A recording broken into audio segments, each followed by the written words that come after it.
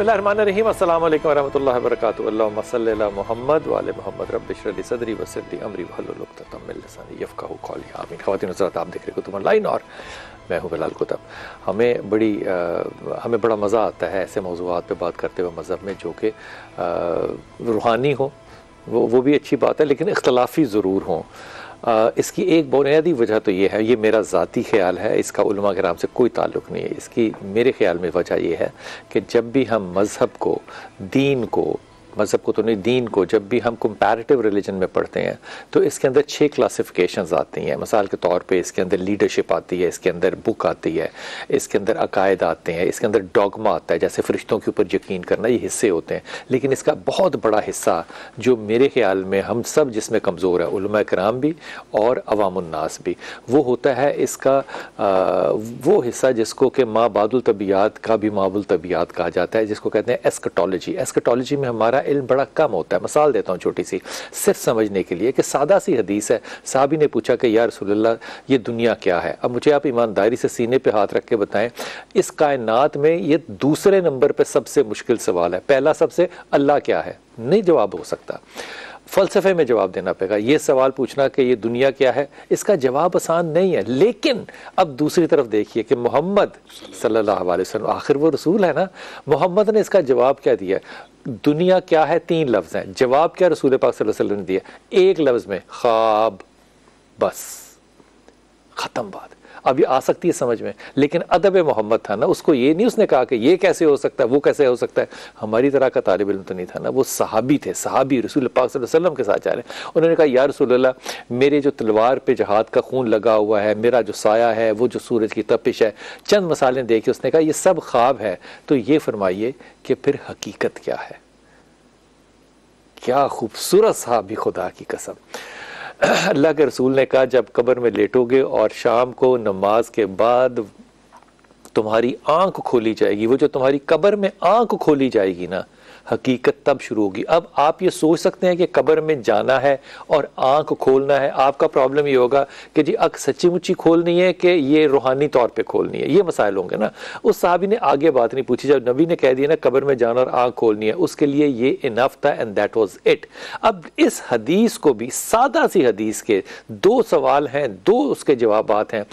वो शख्स नहीं समझ सकता जिसने ज़िंदगी में फ़लसफ़े को या मा बादुल तबियात को नहीं पढ़ा हुआ। इसलिए हम अपनी मजबूरी को अगर अपना इल्म बना लें तो फिर उलमा से इख्तलाफ करना जो है वो हम अपना हक समझते हैं। जिस तरह के मैं समझता हूँ कि मेरा हक है कि मैं लड़ूँ, बुनियादी तौर पे ये इल्म का गैप होता है। लेकिन ये मामला जो है ये ज़रूर डिस्कस करना चाहिए हमें, रूहानी तौर पर भी और अकली शऊरी तौर पे भी। रूहानियत में भी खैर अकल और शऊर है कि रूह आखिर चीज़ है क्या। मुख्तलिफ अहादीस पढ़ें तो 120 या 40 दिन में रूह अल्लाह ताला फूंक देता है, रहम के ऊपर फरिश्ता बैठता है, वो लिखाता है, अल्लाह लिखाता है और वो लिखता है। इसी पे अल्लाह ने कहा है कि तुम्हें नहीं पता कि माँ के पेट में क्या है, क्योंकि अल्लाह ने लिखा है। हमने सोचा था कि इसको जेंडर से एसोसिएट करते हैं, फिर हमें समझाया गया कि नहीं भाई, ये जेंडर एसोसिएशन नहीं है, ये वो है जो कि अल्लाह ने लिखाया है। इस मौजू पे बात करेंगे। आखिर जानदारों के अंदर जो रूह है इसकी हकीकत है क्या।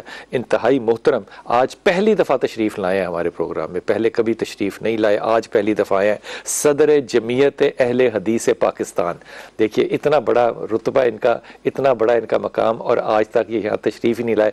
आज पहली दफा आया हिशाम लाहिज़ीर। अस्सलाम वालेकुम। वालेकुम अस्सलाम व रहमतुल्लाहि। मैंने सही कहा ना, जब पहली दफा तशरीफ लाए। वैसे तो हमारा आपका ताल्लुक, क्या फायदा क्या होगा? अल्लाह ताला मुझे इस ओहदे को, इसकी जिम्मेदारियों को पूरा करने की तौफीक दे। फायदा यही होता है कि फायदा, मैं तो समझता हूँ कि जिम्मेदारी बढ़ जाती है। हाँ। जिस तरह वालिद मोहतरम ने इस ओहदे को पूरा किया, मैं कोशिश करूंगा कि जो जिम्मेदारी कंधों पे आई है इसको पूरा करने की कोशिश इंशाअल्लाह ताला। जनाब इंतहाई मोहतरम हमारे साथ अल्लामा उसैदुर रहमान भाई हैं। अस्सलाम वालेकुम सर। जी वालेकुम अस्सलाम व रहमतुल्लाह। और इंतहाई मोहतरम शफात रसूल भाई, अस्सलाम वालेकुम। वालेकुम हुजूर अकरम, अगर आपसे बात शुरू करूं, क्योंकि ये जो 2 लोग हैं ना, इनके नजरियात आपस में मुझे जुड़ते हुए नजर आते हैं, तो मैं चाहता हूं रूह के ऊपर इत्तेफाक होना मुश्किल है। ये रूह पहले तो बता दीजिए कि रूह अमरे रब्बी है, हमें तो यही पता है कि अल्लाह का ये हुक्म है। और ये जिस्म के अंदर कैसे है, ये अमरे रब्बी से क्या मुराद है, ये जरा तफसीर फरमा दीजिए। बिस्मिल्लाहिर्रहमानिर्रहीम। रूह के माने पर गौर करने से पहले जी जी अगर इसके मिस्दाक पर आप तवज्जो फरमाएं तो किस चीज पे? मिस्दाक पे इसके मुराद से हाँ। किन किन मकामात पर अल्लाह ने इन्हें इस्तेमाल किया, इस लफ्ज को किन मानों में इस्तेमाल हुआ, किन मकामात पे, तो उससे फिर मानी का वसत भी समझ आएगी। ठीक। और एक बड़ा समंदर मानी का, इल्म का, मारिफत का हमारे सामने आ जाएगा। मसलन कुरान पाक में रब्बुल आलमीन ने सबसे पहले फरमाया कि ए प्यारे हबीब सल्लल्लाहु अलैहि वसल्लम, ये आपसे पूछते हैं कि रूह क्या है? फरमाया कुल रूह मिन अम्र रब्बी, रूह अम्र रब्बी है। फिर थोड़ी अरसे के बाद से मुराद हुक्म रब्बी, अल्लाह का अमर है, अल्लाह की मशीयत है, अल्लाह का हुक्म है, अल्लाह का इरादा, अल्लाह का प्रोग्राम, ये उसका हिस्सा है। ठीक। फिर दूसरे मकाम पर फरमाया वकज़ालिका वहना इलैका रूहम मिन अम्रिना, ये जो हमने तुम्हें कुरान दिया है ये भी रूह है। फिर कुरान पाक में रब्बुल आलमीन ने फरमाया नाज़ला बिहिर रूहुल अमीन अला क़ल्बिका लितकूना मिनल मुमिनीन, यहाँ पर सैयदना जिब्राईल अलैहिस्सलाम को रूह कहा गया। रूह अल्लाह। और उसके बाद अगर आप देखें तो इंसान को जब अल्लाह ने बना लिया, सवार लिया, वो बिल्कुल मुकम्मल हो गया, तो फिर फरमाया वनफ़ख़्तु फ़ीही मिन रूही, मैंने इसमें अपनी रूह फूंक दी। फिर इसके साथ अगर आप देखें तो कुरान पाक में अल्लाह ताला ने उसमें हज़रत बीबी मरियम के बारे में भी फरमाया फ़नफ़ख़्ना फ़ीही मिन रूहिना, कि हमने इसमें अपनी रूह को फूंक दिया। और इस रूह के फूंकने के जिक्र से पहले फरमाया कि हमने जिब्राईल अमीन रूहुल कुदस को भेजा, फ़तमस्सल लहा बशरन सविया, उन्होंने कहा कि इन्नी लिअहब लक गुलामन ज़किया, कि मैं इंसानी शक्ल में तेरे पास आया हूँ मैं रूहुल कुदस, लेकिन इंसानी शक्ल में, बशर की शक्ल में तेरे पास आया हूँ ताकि मैं तुझे बेटा अता फरमा दूँ। इसी तरीके से अब इसी लफ्ज़ रूह को हज़रत ईसा अलैहिस्सलाम के लिए भी इस्तेमाल किया गया। रूहुल्लाह मशहूर आपका लक़ब है। अच्छा, और आसान ना करना आप मेरे लिए, वो बात मुश्किल से मुश्किल होती चली जा रही है। तो आपने फरमाया ना कि हमने कुछ इख्तलाफी बातें भी करनी है। अच्छा, इसलिए वो इस माना में कि इख्तलाफ उलमाए उम्मती रहमतुन, कि अगर उलमा तहकीक, तदकीक और हक तक पहुँचने के लिए, मसालिक के तहफ़्फ़ुज़ के लिए नहीं, हक तक पहुँचने के लिए अगर इख्तलाफ करते हैं तो ये इख्तलाफ थोड़ी होता है, वो इख्तलाफ जो है वो उम्मत के लिए रहमत है। आज इख्तलाफ नहीं होते, आज झगड़े होते हैं, इसलिए उम्मत रूह पर ही रहते हैं। ये तो मौजू ही लग गया ना जिस पे आप अभी मैं वही बात कर रहा हूँ कि इख्तलाफ, क्योंकि इख्तलाफ से ही हकीकत तक बंदा पहुँचता है, इख्तलाफ से ही लोगों में मुख्तलिफ ज़हनों में बातें आती हैं। अब इन सारी आयात को अगर आप इकट्ठा करें तो हज़रत जिब्राईल भी रूह, इंसान के अंदर भी रूह, हज़रत बीबी मरियम के अंदर भी अल्लाह ने रूह फूंकी, फिर उसके बाद हज़रत ईसा में भी रूह, फिर कुरान को भी रूह कहा गया, फिर रूह को अम्र रब्बी कहा गया।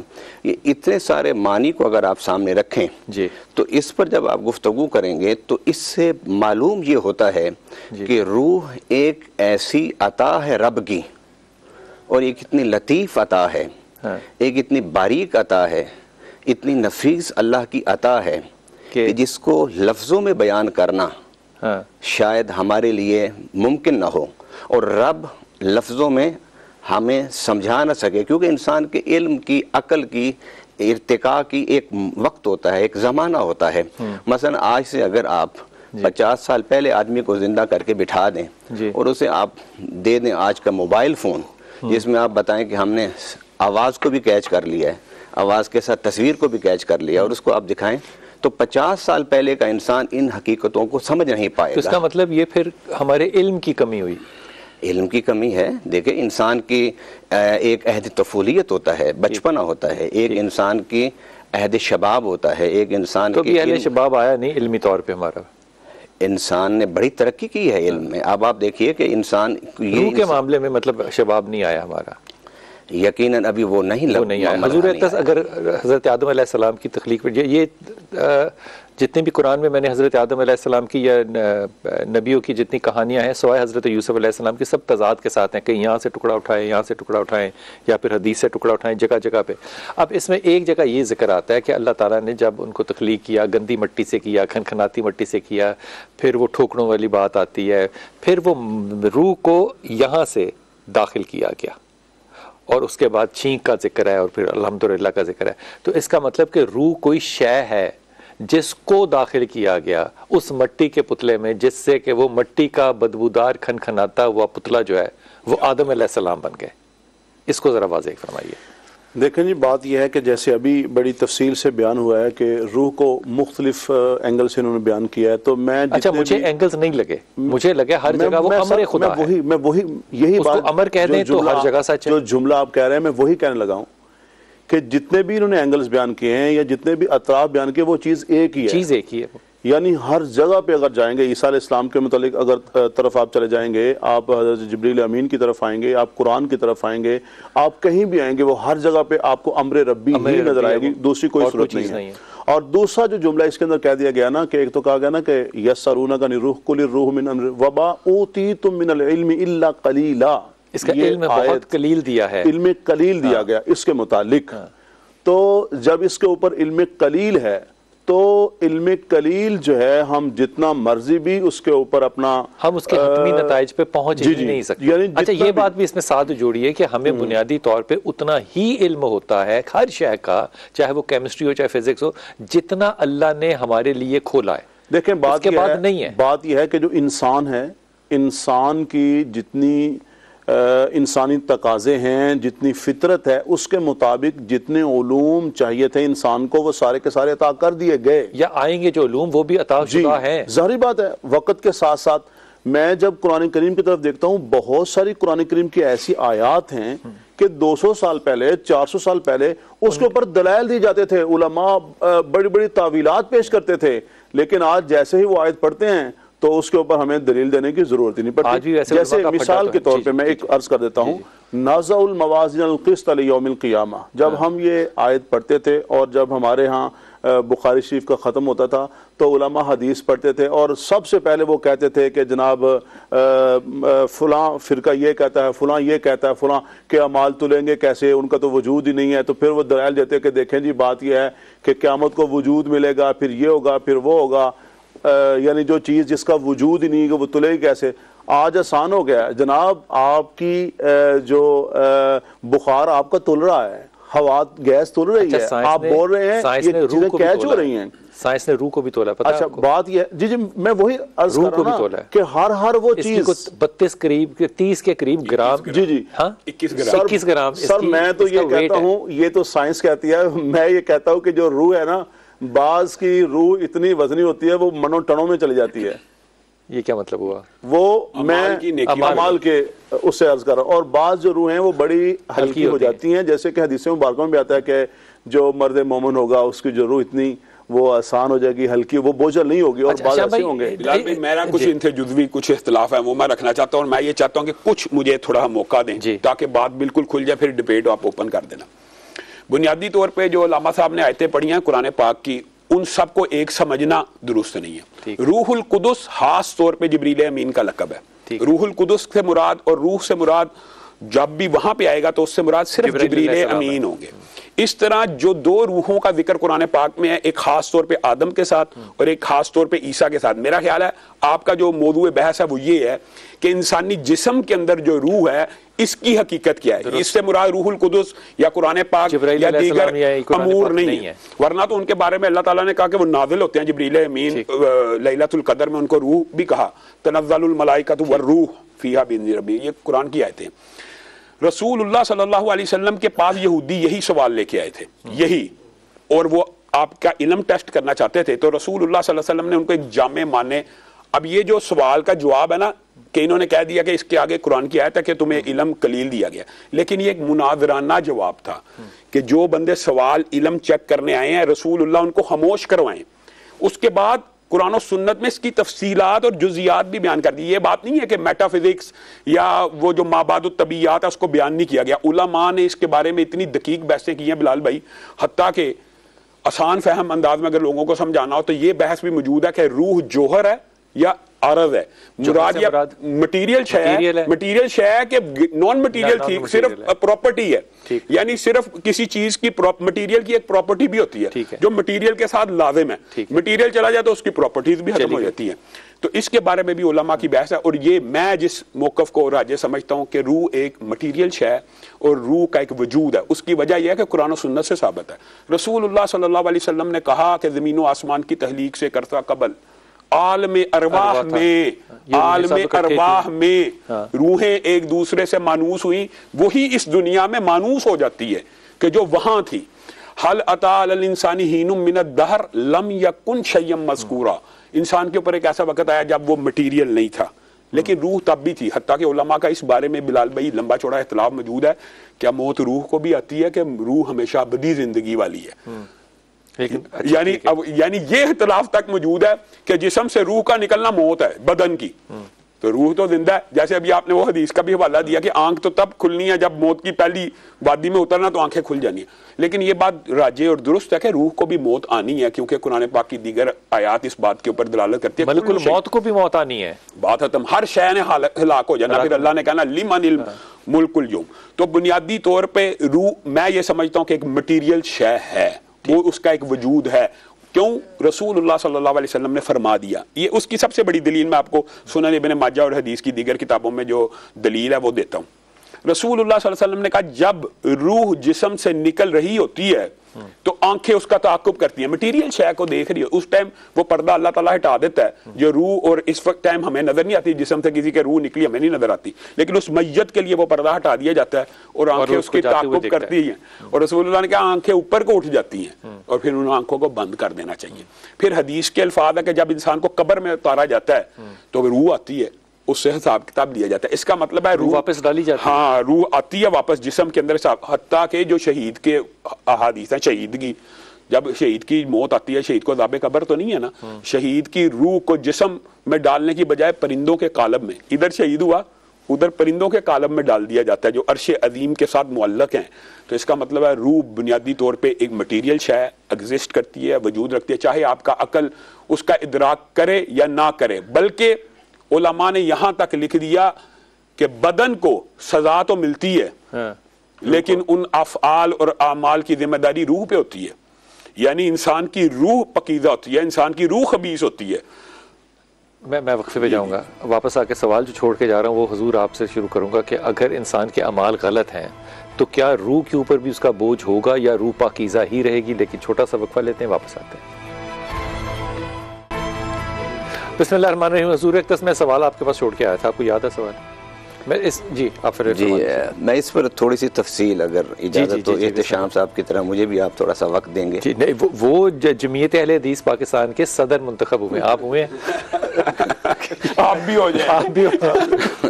मेरा ख्याल है कि जी बिस्मिल्लाह, मैं आपके साथ कितने अरसे से आ रहा हूँ तो आपकी शफकत इन पर शुरू से ऐसी थी जब ये सदर नहीं भी थे। वो मेरा भाई है छोटा, मैं तो इससे इनकार ही नहीं करता। हम आपके बड़े भाई होंगे तो फिर ज्यादा हक है। बिस्मिल्लाह, सर आंखों पे। अच्छा, गुज़ारिश ये है कि अल्लाह रब्बुल आलमीन ने कुरान पाक में लफ्ज़ रूह भी इस्तेमाल किया और लफ्ज़ नफ्स भी इस्तेमाल किया। ठीक। और इसमें बड़ी तफसील है जी। और आपने पिछले प्रोग्राम में बड़ा अच्छा सवाल भी उठाया, मैंने उसको बड़ा सोचा उस पर। अच्छा। जो एक हमारे साथी ने कहा था कि अगर रूह का मिलाप, जिस्म रूह का मिलाप जिंदगी है और इसका इनकिता जो है वो मौत है, तो आपने कहा इसका मतलब फिर जानवरों में भी रूह हुई? फिर जी इसका जवाब वो नहीं दे सके थे। मैंने इस पर फिर बड़ा गौर किया। अच्छा। रूह जानवरों में भी होती है, अच्छा, रूह इंसानों में भी होती है, अच्छा, लेकिन दोनों की रूह में फर्क होता है। क्या? जिस्म और रूह ये जब दोनों मिलते हैं तो उसको कुरान ने नफ्स कहा है। ठीक। व नफ्सिम व मा सव्वाहा। ठीक। अच्छा, अब जो रूह इंसानों की रूह है उसके बारे में मैं खुलासा अर्ज कर रहा हूँ। अच्छा, ये भी बता दीजिए, जब जानवरों की रूह मिलती है जिस्म के साथ तो उसको अल्लाह ने क्या कहा है? उसको भी हयात कहते हैं ना, जिंदगी तो है ना, नफ्स नहीं है, हयात, नफ्स भी है। वो नफ्स के जुमरे में भी आता है। यानी जब जिस्म और रूह मिलता है तो ये हयात पैदा होती है। ठीक। उस पूरे मजमूए को, दोनों के मजमूए को नफ्स कहते हैं। ठीक। और कुरान ने फिर खुद कहा है कुल्लु नफ्सिन जायकातुल मौत। ठीक है कि हर नफ्स ने मौत का जायका चखना है। तो नफ्स हालिक भी है, उधर भी नफ्स है, इधर भी नफ्स है, उधर भी रूह है, इधर भी रूह है। लेकिन एक हैवानात का रूह और इंसान के रूह में फर्क किया उलमा ने कि रब्बुल आलमीन ने कहीं भी ये नहीं फरमाया कि मैंने किसी इंसान में अपनी रूह फूकी है। ठीक। लेकिन हज़रत आदम अलैहिस्सलाम के बारे में, इंसान के बारे में फरमाया व नफ़ख्तु फ़ीहि मिन रूही। तो फिर उस रूह में इस रूह में क्या फ़र्क है? इस पर उलमा ने कहा जो इंसान के अंदर रूह है वो समझ तो नहीं आता, लेकिन इन दोनों के रूह के फर्क से एक माँ बेहल इम्तियाज पैदा होता है। क्या पैदा होता है? माँ बेहल इम्तियाज के, जिससे हम उस रूह को इस रूह से अलग कर सकते हैं। माँ बेहल इम्तियाज। ठीक है। वो उस रूह में और इंसान के रूह में, हैवान की रूह में क्या फर्क है? इंसान की रूह जो है वो रब्बुल आलमीन ने फरमाया वल्लाहु अखरजकुम मिन बुतूनि उम्महातिकुम ला तालमून शैआ व जअल लकुमुस समा वल अबसारा वल अफइदा, कि जब हमने इसमें रूह डाली तो उस रूह में तुम्हारे अंदर ये सलाहियत पैदा कर दी कि जब तुम देखते हो तो कुछ हासिल कर लेते हो, जब तुम सुनते हो तो कुछ पा लेते हो, फिर सुनने और सोचने के बाद, देखने के बाद, फिर जब तुम उसे अपने दिल पर उतारते हो तो फिर तुम हिदायत पा जाते हो। फरमाया इंसान के अंदर जो रूह है रब ने उसे अपनी तरफ मंसूब किया, और उस अपनी तरफ मंसूब करने की वजह यह है कि यही रूह बुनियाद बनती है इंसान के ताक्कुल की, तदब्बुर की। आप इसको मटीरियल समझ रहे हैं, तौर पे कॉम्प्लेक्स नॉलेज और सिंपल नॉलेज का फर्क होता है। और जो हैवान में रूह है, वो रूह जो है वो ताक्कुल, तफक्कुर, तदब्बुर और कुछ हासिल करने का जरिया वजन है। नहीं लामा साहब, वो भी सिंपल नॉलेज हासिल कर सकती है, यानी जानवर को पता होता है, मैं बताता हूं, कॉम्प्लेक्स नहीं, मैं बताता हूं वो फर्क है। कुरान ने जब इंसान की बात की, मुझे एक मिनट, कुरान ने जब इंसान की बात की है तो फरमाया ला तालमून शया, कि तू जब पैदा हुआ था तो कुछ नहीं जानता था, तेरे सामने अंगारे रख दो तो तू उसको उठा लेगा, तेरे आगे हीरे रख दो तो तू उसे उठा लेगा, लेकिन उसको वदीयत कर दी गई, वो इल्म नहीं है ना, वो इल्म हासिल कर सकता है, ये हकीकत में रखे, वो इल्म नहीं है, वो रब्बुल आलमीन उसके अंदर वदीयत कर दी है कि दूध पीने वाला जानवर वो दूध ही पिएगा पहले दिन से और मरते दम तक, और गोश्त खाने वाला जानवर गोश्त ही खाएगा पैदाइश से लेकर मौत तक। उसका जो दर्जा शऊर है, जो पहले दिन है, पहले लम्हे, वही आखिर शऊर में, उसको इल्म का हुसूल नहीं कहते, ना उसे इल्म की तहसील कहते हैं, वो इल्म नहीं हासिल कर सकता। बात हो रही है, हाँ जी, उसके अंदर रूह है, लेकिन वो रूह इन सलाहियतों से जो बच्चा छोटा होता है, हाँ जी, जो बच्चा छोटा होता है वो आग पकड़ लेता है, रूह तो उसमें भी होती है ना। नहीं, मेरा मतलब वो जो रूह है उसकी बुनियाद पर जो अल्लाह ने, इसका मतलब रूह जो है वो इल्म के अंदर खुद भी ग्रो कर रही होती है, डेवलप कर रही होती है। रूह जो है वो असास बनती है, अल्लाह ने जो रूह इंसान के अंदर फूकी है वो सलाहियत है इंसान के अंदर, उसमें भी जिसकी बुनियाद पर वो देखता है, सुनता है, पढ़ता है, सोचता है, तो उसका इल्म इर्तिका करता जाता है। अब इसका मतलब क्या ये मैं समझूं कि रूह भी इर्तिका करती है, प्रोग्रेसिव है, आगे आगे चलती है? रूह ने नहीं प्रोग्रेस करनी। तो फिर बच्चा पहले 3-4 दिन देख नहीं सकता, उसका फोकस ही नहीं होता, बच्चे को ठंडे गर्म का फर्क ही नहीं पता होता, तो रूह तो उसमें भी होती है। आहिस्ता आहिस्ता जो अल्लाह ने रूह का मतलब लर्न करती है क्या? रूह का मतलब वो सलाहियतें जो अल्लाह ने उसके अंदर रखी हैं, जिन सलाहियतों की बुनियाद पर वो वक्त के साथ साथ जब उसका जिस्म इर्तिका करता है तो उसका शऊर भी इर्तिका करता है। रूह इर्तिका नहीं करता, इसलिए कि रूह अमरे रब्बी है। फंसा दिया आपने। आपकी तरफ एक दो आपके मैं फिर कहता हूँ बिलाल भाई, पहली बात तो ये है कि जो रूह है ना, इंसान में भी है, हैवान में भी है, पत्थर में भी है। जब खशियत इलाही से पत्थर फट जाते हैं तो रूह उनके अंदर भी है। और दूसरी बात यह है, दूसरी बात यह है कि जो रूह है ना, इसको शऊर के अगर माना में लेंगे तो ये जो शऊर है, ये शऊर इंसान में भी है, ये शऊर जानवर में भी है, ये शऊर हर जगह पे पाया जाता है। और जो आप बात कर रहे हैं, जो आप बात कर रहे हैं कि बच्चा है यार, कॉन्शियस जो कंप्यूटर भी है। बात सुने, बात यह है कि आज जो बच्चा है ना, उसके अंदर जो शऊर है, जो इदराक है, कुछ और है, बड़ा होगा कुछ और है, फिर जवानी के ऊपर जाएगा कुछ और है। अच्छा, इसी तरह अक्लो फहम जो है वो भी हर जगह पे पाया जाता है, इंसान में भी, जानवर में भी, और उसके अंदर भी चेंजिंग होती रहती है। इंसान की जो रूह है वो फितरत के उससे कुछ और तकाजे हैं, और रूह की जो जानवर की रूह है उससे फितरत के कुछ और तकाजे हैं। बुनियादी तौर पर मैं एक इस बात को आसान करता हूँ ताकि कंफ्यूजन पैदा ना हो। हकीकत में जो आपने बात की है ना इर्तिका पदीर की, वो थोड़ा कह रहे हैं इर्तिका पदीर तो अल्लाह ताला ने और रसूलुल्लाह की हदीस से ये बात साबित है कि जो 6 स्टेजेस हैं लाइफ की, आलम अरवाह में शऊर सबसे कम है। आपको आलम अरवाह का वाकया याद नहीं है, लेकिन हजरत अली ने क्या कहा था? हजरत अली का मुझे तो याद है, मुझे इसलिए याद है रसूलुल्लाह ने अगर फरमा दिया, कुरान में आ गया अलस्त, मैंने उसके ऊपर, मुझे ऐसे ही है जैसे मैंने देखा। ये जिंदगी उससे बेहतर शऊर वाली है, और इस जिंदगी के बाद की जो बरज़ख की जिंदगी है वो इससे भी ज्यादा बेहतर शऊर की है। और उसके बाद जब दोबारा क़यामत के दिन की जिंदगी है, वो कुल्ली शऊर इंसान को उस दिन हासिल होना है। इंसान शऊर के प्रोसेस में है, इर्तिका पदीर है, ये बात 100% दुरुस्त बात है। हाँ, ये जो आपने सवाल छोड़ा था लामा साहब की तरफ कि क्या रूह का फॉल्ट होता है कि जिस्म का फॉल्ट होता है, ये असल में जो बहस है ना, ये इस्लाम के अंदर यूनानी फलसफे के एतबार से बड़ी कंफ्यूज है। लेकिन हम जो जमहूर उलमा उनका ये मौक़िफ़ है कि जो दिमाग है और दिल है, दिमाग और दिल के हवाले से आपको पता है साइंस और इस्लाम में कुछ इख्तलाफात पाए जाते हैं। इस्लाम ये कहता है कि दिल में भी एहसासात होते हैं, साइंस इस चीज को कहती है कि ब्रेन जो सेंटर है मेन अक्लो शऊर का वो ब्रेन है। लेकिन कुरान और हदीस से ये बात साबित है कि बुनियादी तौर पर दिल और दिमाग मिलकर एक ब्रेन सेंटर, एक सेंटर बनते हैं ऑर्डर का, कम्युनिकेशन का। जैसे आप अपने बेटे को, हम आम मुहावरे में कहते हैं बेटा यार बड़े अरसे बाद मिला, हम कहते हैं यार सीने में ठंड पड़ गई है, और आपको गम का एहसास हकीकत में दिल पे महसूस होता है। तो ये जो एहसासात हैं इस्लामी शरीयत से, रसूलुल्लाह सल्लल्लाहु अलैहि वसल्लम की अहादीस से ये बात साबित है कि ये एहसासात दिल में भी पैदा होते हैं, और दिमाग भी ज़ाहिर है हाथों को हिलाने का ऑर्डर दिमाग दे रहा होता है, ये दे रहा होता है। अगर इस बात को का खुलासा किया जाए तो मैं ये समझता हूं कि रूह एक मटीरियल शय है जिसने इंसान के जिस्म में डाली जाती है और निकल जाती है, क्योंकि दो मिसालें तो कुरान से उन्होंने वादे कर दी हैं। इस बात को इस तरह से देखें कि कुछ जनाजे ऐसे होते हैं, ये मैंने तजर्बे से बात की है, आप इसको डिनाई ना करें, यकीन करें वो हल्के होते हैं और कुछ बहुत ही भारी होते हैं।